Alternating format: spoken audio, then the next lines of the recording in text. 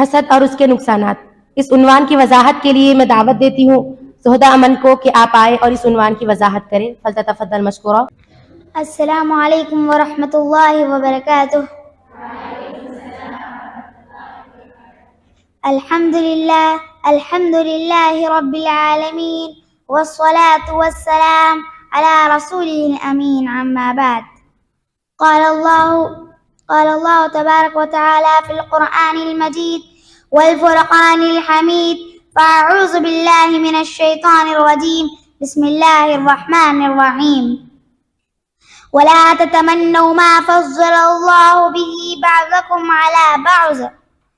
محترم و مکرم صدر انجمن، مشفق معلمین و معلمات اور میری پیاری دینی بہنوں، آج اس رحمتوں برکتوں والی محفل میں میری تقریر کا عنوان ہے حسد اور اس کے نقصانات. اللہ نے ہمیں اشرف المخلوقات بنایا اور ہمارے اندر کچھ اچھے اور برے صفتوں کو رکھا تاکہ ہمیں آزمائے. اس میں سے ایک حسد ہے. معزز سامعات و سامعین، کوئی انسان اس مرض سے خالی نہیں ہے. کسی نے کہا ما خلا جسد من حسد، یعنی کوئی انسان حسد سے خالی نہیں ہے. اچھا انسان وہ ہوتا ہے جو اسے دباتا ہے، بجھاتا ہے. اچھے انسان کو چاہیے کہ وہ دوسروں کی خوشی سے خود خوشی محسوس کرے، کیونکہ مومن کبھی کسی کی برائی نہیں چاہتا، ہمیشہ بھلائی چاہتا ہے.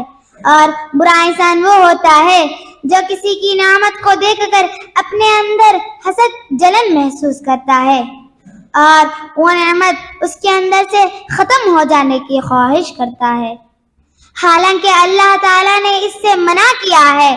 جیسے کہ اللہ کا فرمان ہے وَلَا تَتَمَنَّوْا مَا فَضَّلَ اللَّهُ بِهِ بَعْضَكُمْ عَلَى بَعْضٍ، سورہ نساء. اسی طرح نبی صلی اللہ علیہ وسلم نے فرمایا لا تحسدوا، آپس میں حسد نہ کرو، بخاری.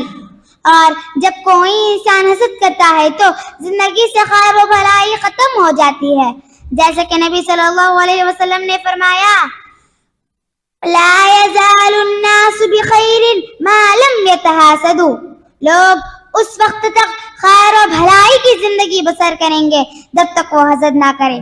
معلوم ہوا کہ جب وہ حسد کرتے ہیں تو زندگی سے خیر و بھلائی ختم ہو جاتی ہے. لہٰذا ہمیں ایک دوسرے کے خیر خواہ ہونا چاہیے، حسد سے بچنا چاہیے.